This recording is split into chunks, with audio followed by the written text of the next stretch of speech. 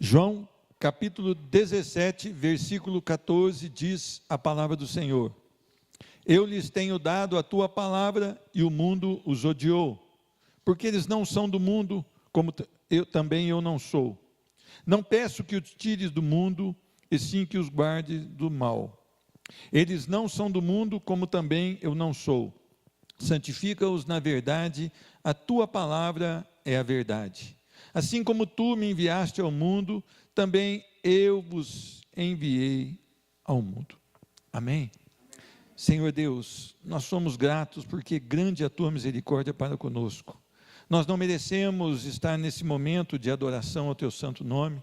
Nós não merecemos ter os irmãos que temos ao nosso lado, Senhor Deus, para juntos cantar ao Senhor, orar, ouvir da tua palavra, mas o Senhor, pela sua infinita graça e misericórdia, nos deu esse presente, Senhor Deus.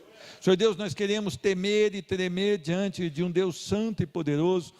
Nós queremos ter o coração reverente a esse Deus, nós queremos ter entendimento da tua palavra, nós queremos ter os corações transformados pelo poder da tua palavra. Nós suplicamos agora no nome de Jesus, que cada coração em particular seja trabalhado pelo amor que há no Senhor. Senhor Deus, nós precisamos sair da estática, Senhor Deus, nós precisamos sair, Senhor Deus, muitas vezes dessa preguiça, Senhor Deus, e caminhar, Senhor Deus, porque o mundo perece, Senhor Deus, a nossa nação está num momento terrível, Senhor Deus, os valores morais estão degradados, Senhor Deus, a depravação é grande, Senhor Deus, e nós estamos aqui como igreja, Senhor Deus, mas muitas vezes acanhados, preguiçosos, Senhor Deus, contentes no nosso pequeno mundinho aqui, um mundinho que vai passar, Senhor Deus, e nós deixamos de obedecer ao Senhor no IDES. Tem misericórdia, Senhor Deus, que nós tenhamos desejo da tua palavra, que nós tenhamos realmente uma reverência tão grande ao Senhor, a ponto de te obedecer, no nome de Jesus Cristo é que eu peço e agradeço, amém. Meus irmãos, eu creio que aqui a maioria já leram esse capítulo 17 do Evangelho de João. Ele é chamado aqui a oração sacerdotal. E é interessante que o Senhor Jesus, ele demonstra mais uma vez o seu amor para conosco. Ele intercede ao Pai por nós. A princípio aqui, ele fala dele mesmo, do seu retorno, da glorificação, da consumação do sacrifício de cruz. Ele fala da sua volta à glória, da qual ele renunciou temporariamente.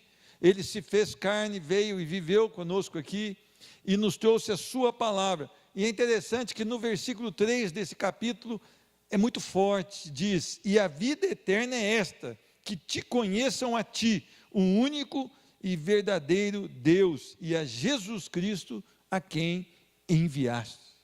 Então está aqui a ênfase da sua mensagem, mas quando ele chega ali por volta do versículo 13, que nós não lemos, mas vamos ler agora, diz assim: mas agora vou para junto de ti, e isto falo no mundo para que eles tenham o meu gozo completo em si mesmo.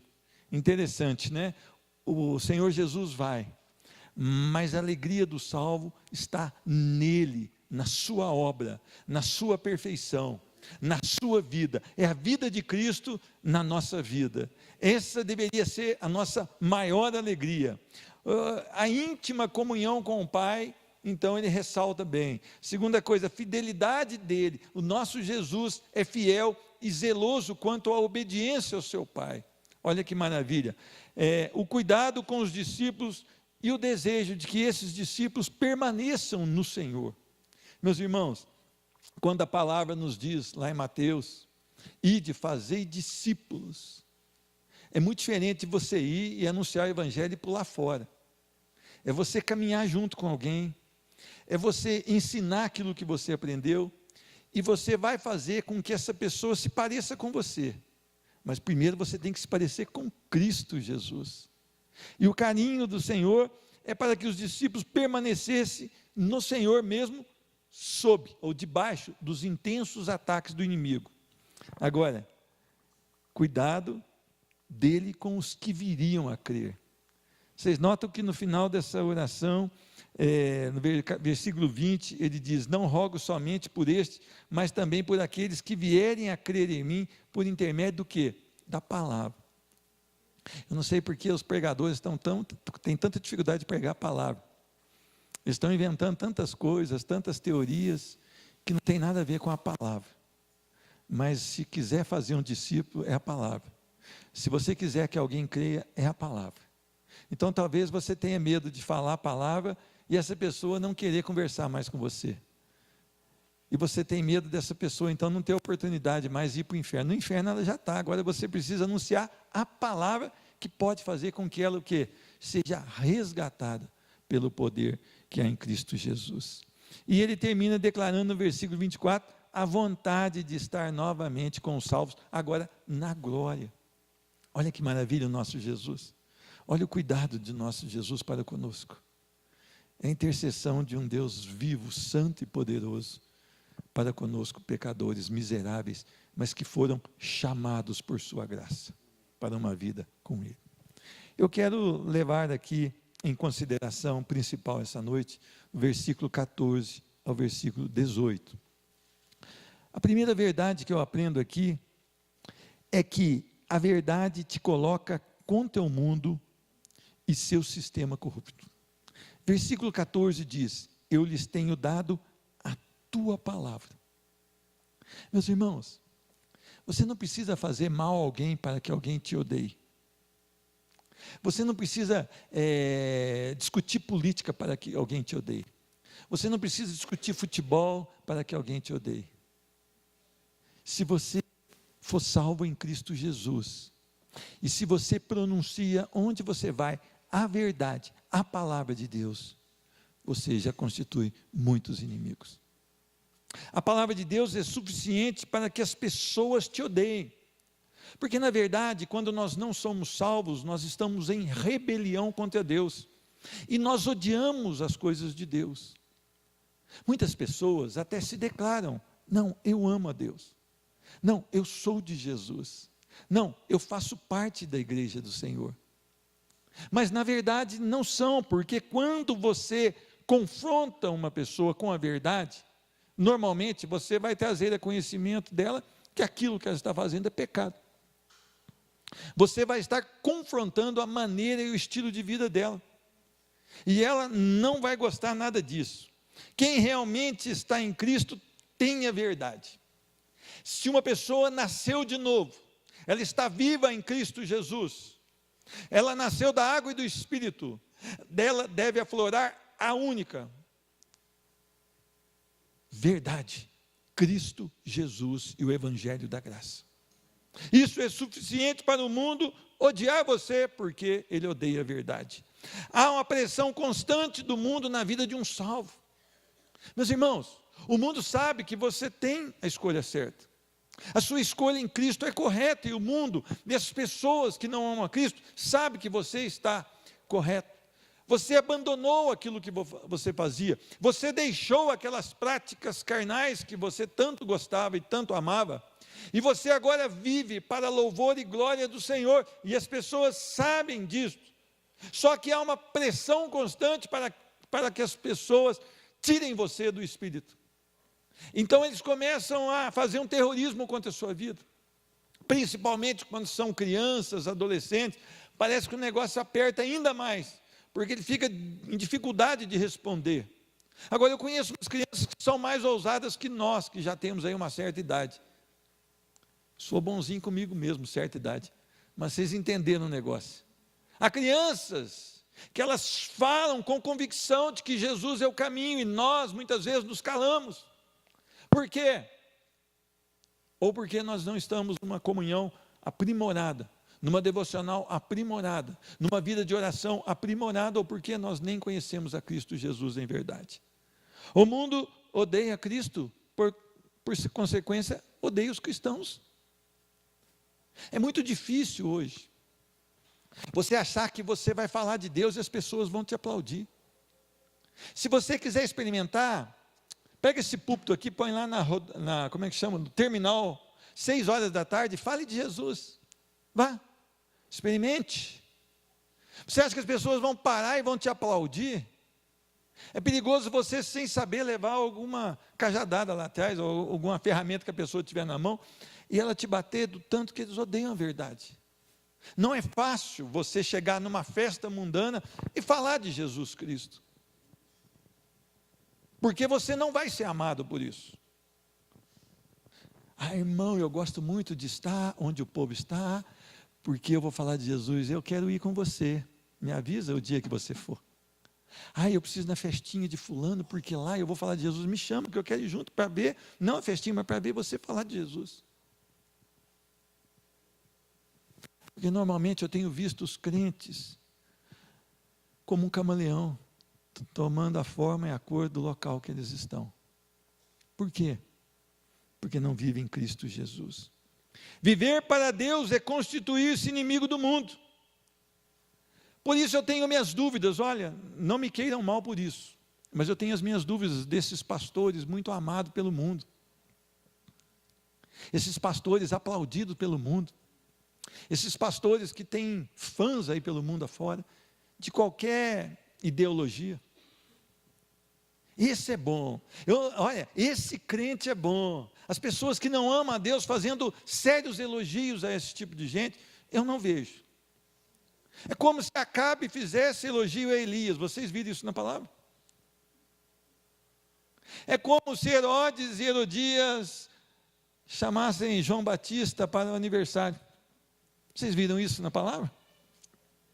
Agora, se você quiser pregar a verdade, você vai ser odiado e você vai constituir-se inimigo do mundo. E você precisa entender isso. Ou você vive para o mundo e constitui-se inimigo de Deus, ou você vive para Deus e constitui-se inimigo do mundo. Tiago 4,4. Adúlteros.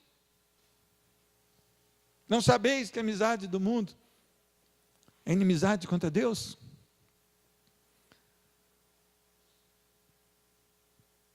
Ele está dizendo, prostitutos espirituais. Não sabeis que quando vocês se aderem ao mundo, vocês se tornam inimigos de Deus? Não sabeis que quando vocês cativam as suas paixões carnais, vocês estão rebeldes contra o Senhor? Ah, meu irmão, mas a Bíblia está muito dura, mas a Bíblia é assim. Essa é a palavra da verdade. Ou você é de Deus, ou você é do mundo. Essa pregação leve, adocicada que vocês estão ouvindo aí, que muitos gostam, não tem a verdade. Porque quando a verdade é expressada, as pessoas ficam incomodadas. Elas saem de um templo incomodadas, saem confrontadas pelo Evangelho da Graça. O Evangelho da Graça, ele não veio para te acariciar, ele veio para te salvar. Ele não veio para dizer, olha, continue como você está, com os seus pecadinhos, com os seus erros, continue da maneira com que você está, porque no final todo mundo vai para o céu. Isso é uma doutrina maligna, universalidade da salvação. Não existe isso na palavra. Aliás, a palavra diz que a porta é estreita e o caminho é apertado e poucos se acertam por ele.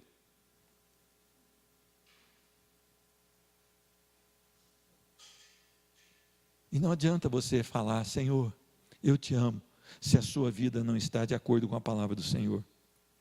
O ódio que você vai enfrentar por ser cristão vai ser terrível. Vai ser terrível. Muitas vezes você vai ser injuriado, difamado, caluniado, porque você se manteve fiel ao Senhor. Eles vão inventar alguma coisa contra a sua vida. Mantenha-se firme, Deus é contigo.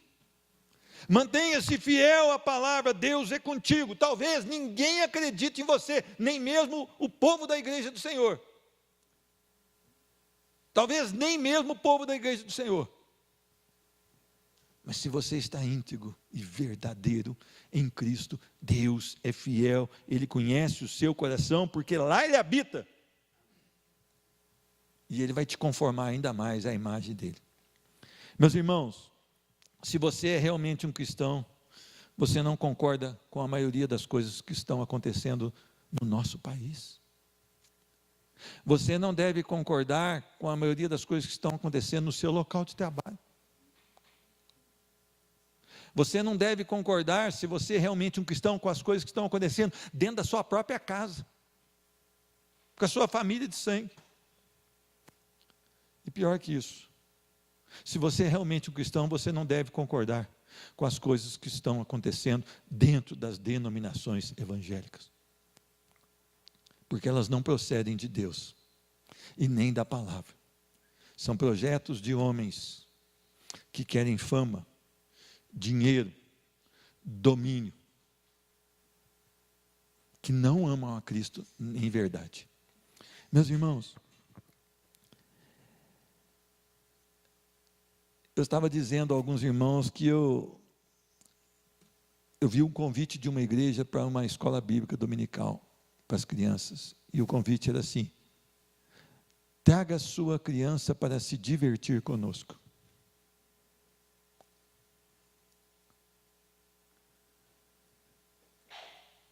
Divertir é no Walter Ward, mas não aqui.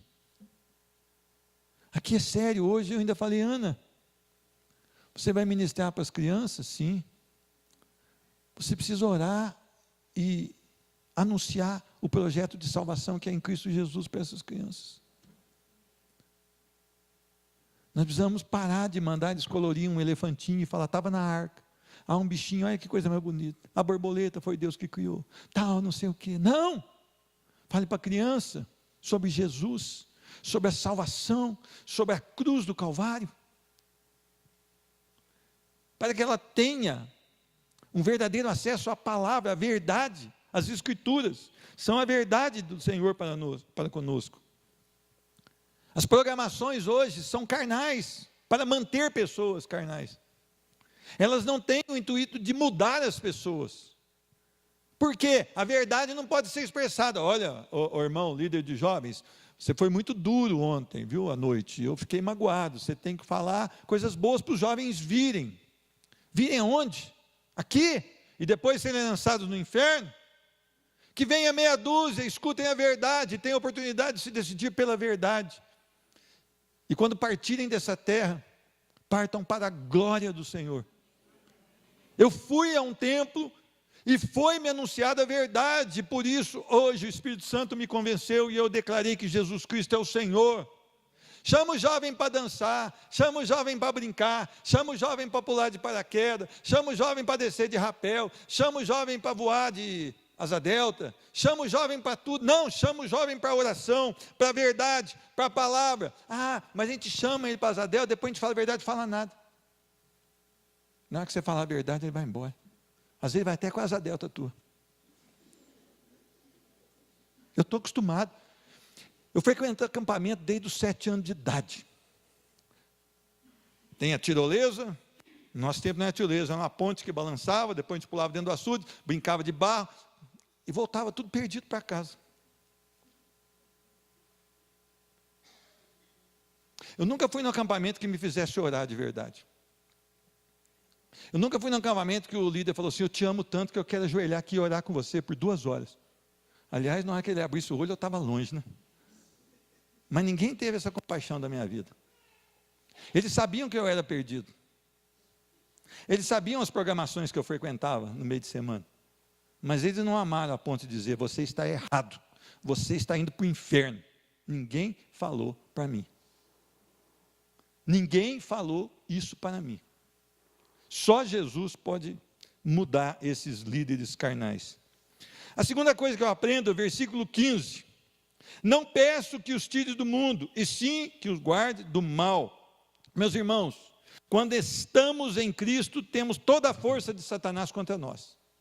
É interessante que a palavra do Senhor diz lá em Efésios 6:10, que a nossa luta não é contra a carne, a partir do 10. Mas contra o quê? Principados e potestades. Agora, olha onde você está, se você está em Cristo. Você está numa guerra espiritual. Aí você pega, sai do culto e vai assistir o Fantástico. Aí você sai do culto e vai comer pizza e conversar sobre a roupa da mulher, a roupa do homem. Aí sai do culto e fala sobre tudo, mas não fala sobre Deus. E acha que você ouviu aqui 30, 40 minutos de exposição da palavra, você está abastecido para a semana inteira de guerra. Não está. Você não está. A palavra do Senhor diz sobre vigiar e orar. Aliás, a palavra do Senhor diz para orar sem cessar. A nossa luta é muito forte. O príncipe deste mundo quer desestabilizar a sua vida espiritual, o príncipe desse mundo quer te roubar, o príncipe desse mundo quer te matar. Você só não está morto porque Cristo é o seu Senhor. E Cristo, ele bota uma coleira em Satanás, e Satanás vai até onde ele permite. Mas você acha que uma vida medíocre de cristão, que não ora, que não lê a palavra, que não conversa sobre as coisas de Deus, que não tem reverência, adoração ao Senhor, você acha que vai resistir contra o ataque de Satanás? Não vai. Não podemos resistir a isto em nós mesmos. Nós precisamos buscar no Senhor, nós precisamos estar totalmente dobrados diante do Senhor. Meus irmãos, quando o diabo tentou Jesus, ele tentou com a palavra. Não fica achando que você decorou 3 versículos aí, você sabe a Bíblia mais que Satanás, ele sabe a Bíblia toda. A Bíblia não é a sua vida. Há uma diferença aí. Ele sabe o que está escrito, mas ele não vive. E não tem prazer nessa palavra. Mas ele bota qualquer um de nós no bolso, se não estivermos em Cristo Jesus. Se nós tentarmos lutar com Satanás com as nossas próprias forças, nós já estamos mais do que derrotados. Precisamos da proteção do Senhor. E o Senhor, ele ora a Deus, dizendo: não peço que os tire do mundo, e sim que os guarde do mal. Os ataques do inimigo são furiosos. Cabeça de jovem adolescente deve estar um turbilhão de dúvidas aí nesse momento. O que vocês estão projetando? Jovens e adolescentes, o que está passando no seu coração agora? É para a glória do Senhor? Ou é reverência a Satanás? Vocês têm a vida toda pela frente. Vocês estão na idade melhor. Lembra-te, jovem, dos dias da tua mocidade. Sirva ao Senhor. É a força, é o vigor, é agora para servir ao Senhor. Tome a decisão certa, a decisão que eu não tomei. Tome você em Cristo Jesus. Lembra do teu Criador nos dias da tua mocidade, porque chegarão os dias dos quais dirão: não tenho neles prazer. Viva para a glória do Senhor. E o Senhor sabe das nossas dificuldades, e Ele sabe que Satanás conhece as nossas vidas. E é interessante, quando os filhos de Seva foram expulsar aqueles demônios, vocês lembram disso? Os 7 filhos de Seva. Como é que foi a fala de Satanás?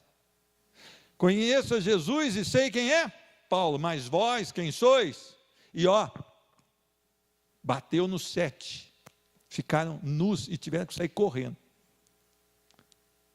Eu quero que você entenda que Satanás tem que conhecer você, tem que saber quem você é, porque você está em Cristo. Aí sim ele vai tremer, aí sim ele vai se preocupar com você. Meus irmãos, versículo 16, eles não são do mundo. Olha o que diz a palavra: eles não são do mundo, como também eu não sou. Nós trabalhamos tanto para adquirir posses nesse mundo. A minha vida foi assim. Antes da minha conversão, eu queria comprar e comprar e comprar e comprar. Eu sonhava em comprar e comprar, e adquirir. Eu trabalhava, eu dormia 4 horas por noite. Quando eu fui salvo em Jesus, eu aprendi uma coisa: não temos propriedade neste mundo. Eu fui poupado, e Deus me deixou viver até os 52, e semana que vem, se Deus der graça, 53.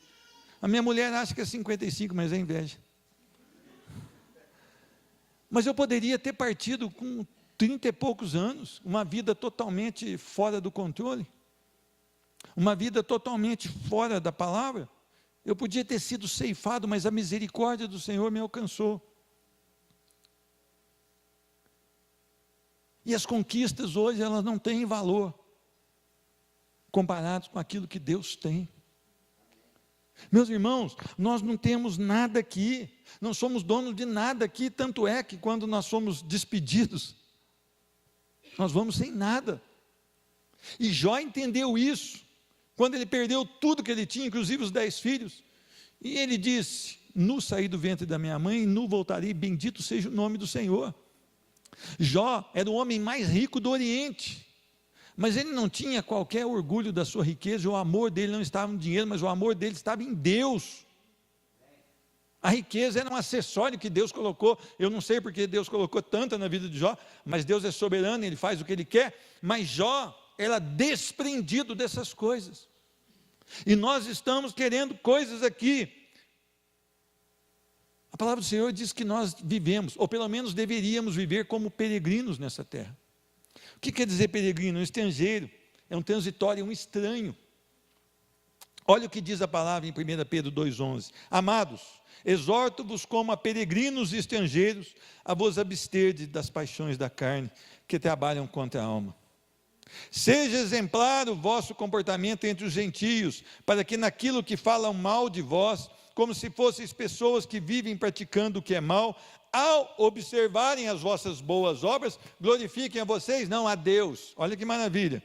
Ou glorifiquem a Deus no dia que receberem a sua revelação.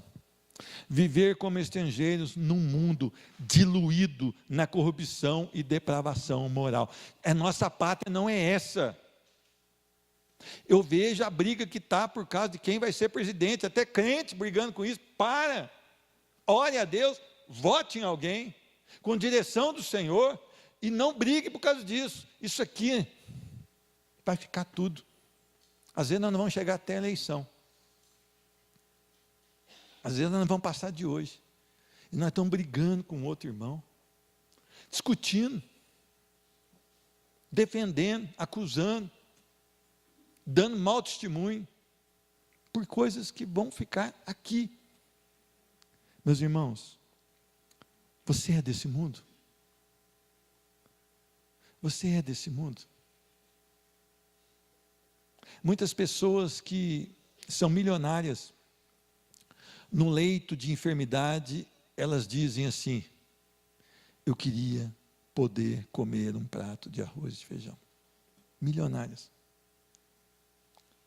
E ali elas reconhecem que nada podem o seu dinheiro, nada pode as suas posses, mas a maioria delas não se curva diante do Senhor, morrem daquela maneira que estavam.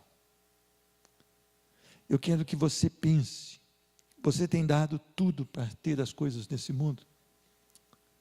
Às vezes fala, mas o fulano lá é rico, mas vamos olhar para o pobre. Tem pobre que ele tem paixão naquele pouquinho que ele tem, ele briga por causa daquele pouquinho que ele tem, ele idolatra o pouquinho que ele tem, ele não abre mão do pouquinho que ele tem.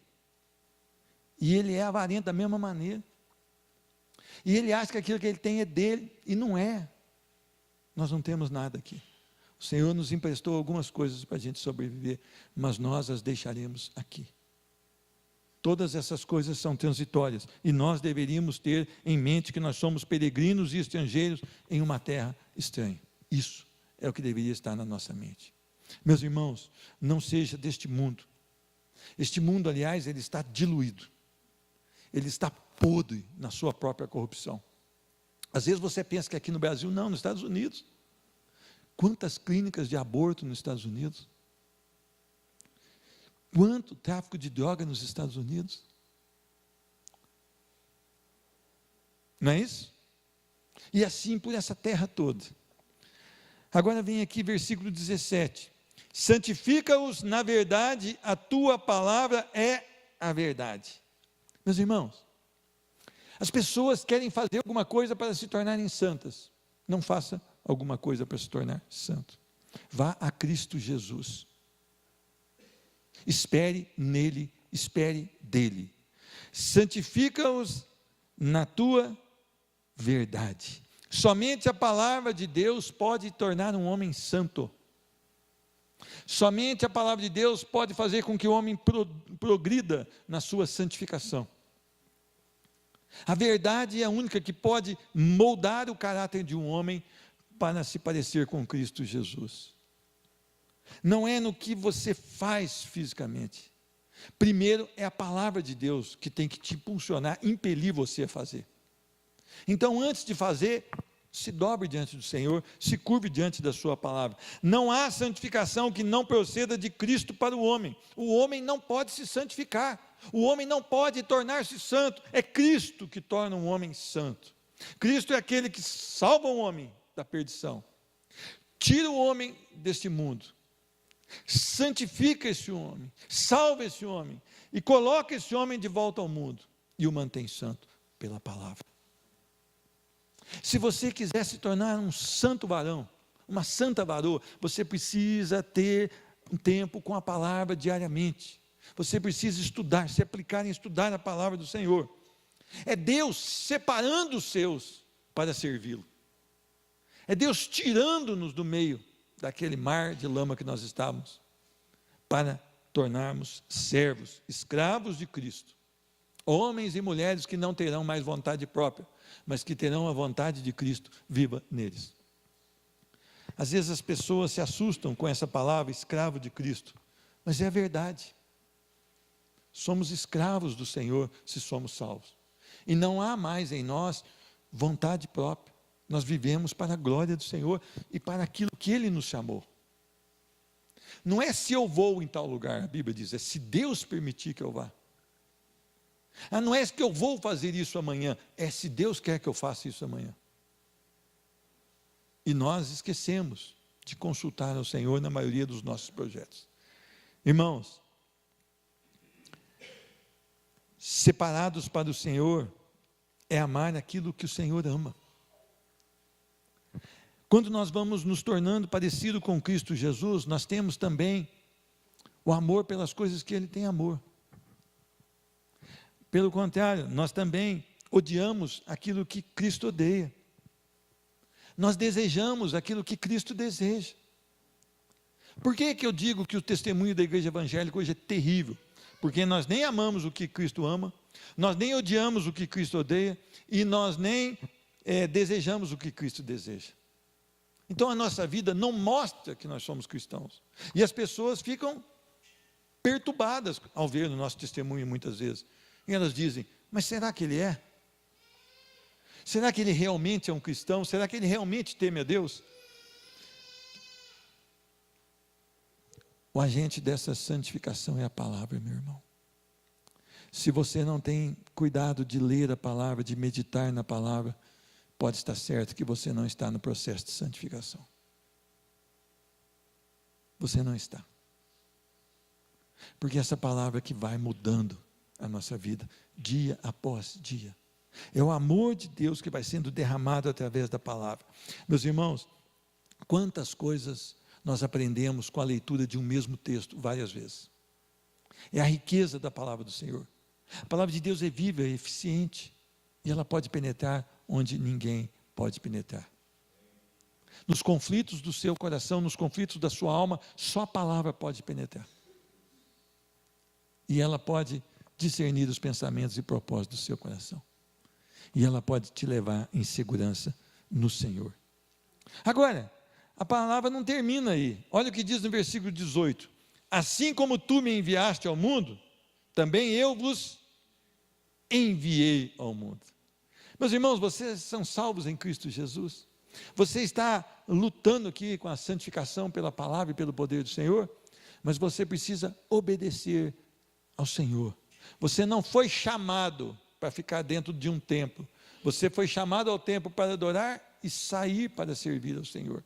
O ID, ele está dizendo que nós somos enviados com um propósito do Senhor e para louvor da sua glória. Então, quando nós saímos aqui deste templo hoje, o que nós vamos fazer?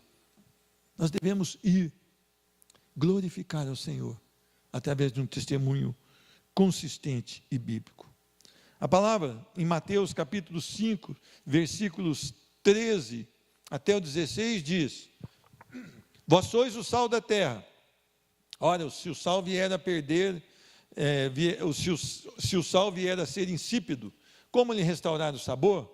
Para nada mais presta, senão para ser lançado fora e ser pisado pelo homem.